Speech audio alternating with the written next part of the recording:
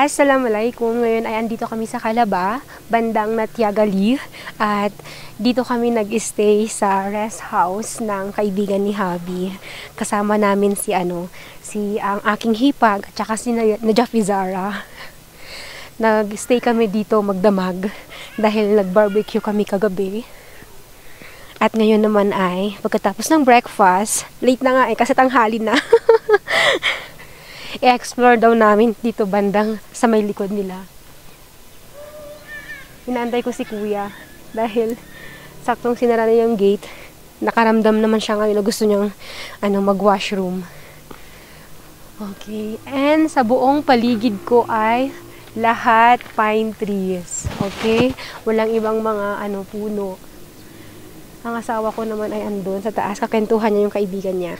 At nandun na sina Bunso, ang aming prinsesa, ang aking hipag, kasama yung mga anak ni Bay. Okay. Parang ilan na lang yung kabahayan dito banda. Nakaka-relax din naman talaga. Pinag-uusapan namin kanina ng hipag ko, tsaka ni Bobby, yung asawa ni Bay, na dahil nakatira kami mismo sa Abbottabad City. So, kung gusto mong pumunta ng village para magpahinga, just to change the mood, okay naman kasi talaga namang therapy to be with the nature.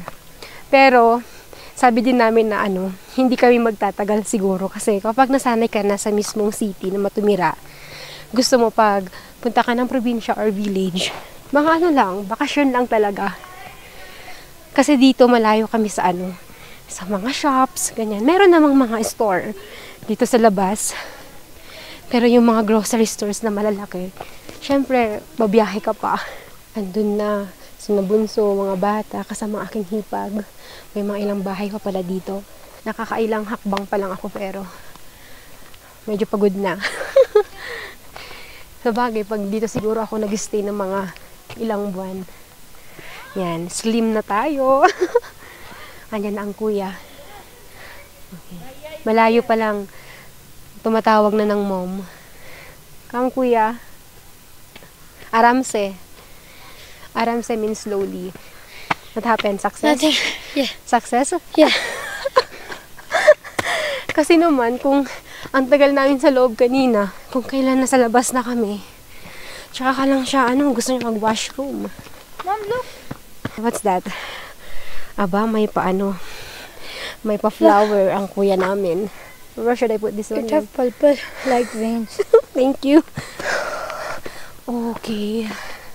But who owns this house, kuya? What? This is also a friend of Bay? Or no? Saan na ba kayo papunta? Wow! So beautiful, kuya. Cherry blossom. Dito talaga, sa amin banda, minsan, parang yung mga naligaw na cherry blossom. Tapos mamaya, ang tahimik, iba talaga ang buhay sa probinsya. Mamaya, yung daanan namin, kasi kahapon, nagbiyahe kami. Ang dami ring mga sasakyan. Gawa ng, ang daming papunta dito banda. Ang ganda ng mga ng kalsada na nadadaanan namin. May mga bata na dito. Okay.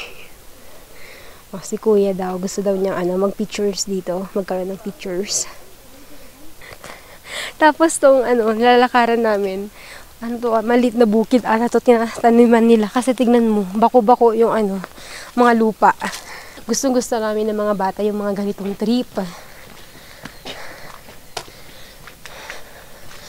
Ito, bakante rin to, walang tao. Ang tahimik. Anong oras na? Natutulog din kaya yung mga Pakistani pagtanghali. Katulad sa amin, di ba, sa probinsya. If we will go straight down, and that is already the road, right, baby? If we will go straight. Hashim, no way? We come back. What about this one? Okay, let's go. So this is the end? Track. No But track? there is upstairs and then you can go up. Because this is the house which we are watching. go. Okay, go. Hashim, you want to come? Okay ka? Sila yung mga anak ni Bay. Say hi also. Mashallah. Para silang kambal pero hindi.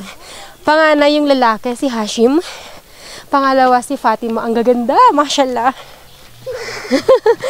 Look, mga masaya din sila. Alam ng mga bata yung mga pinupuntahan. Kasi syempre, minsan nagbabakasyon din talaga sila dito. Ay, parang naririnig ko na may tawag ng chainsaw. Let's go, baby. Normal na lang dito yung mga mga pine trees. Tapos yung mga bahay sa may bundok. May mga cherry blossom din dito. Now, where is the way, baby? Going to the road? No way? How? Ask them, kuya. If they don't know, then we can go back. They don't know? O, diba? Kahit mga village, pero sementado lahat ng mga bahay. Naku, at nawala na ang aking mic. Turn off na pala. Ang dami ko pa naman sinasabi. May daanan dito pero sa may rooftop ng isang bahay. Tas may hagdan sa bandang likod, sabi ng mga bata. Pero sabi ko, bumalik na lamang kami. Baka mamaya makaistorbo pa kami ng mga kapitbahay. Allah Hafiz!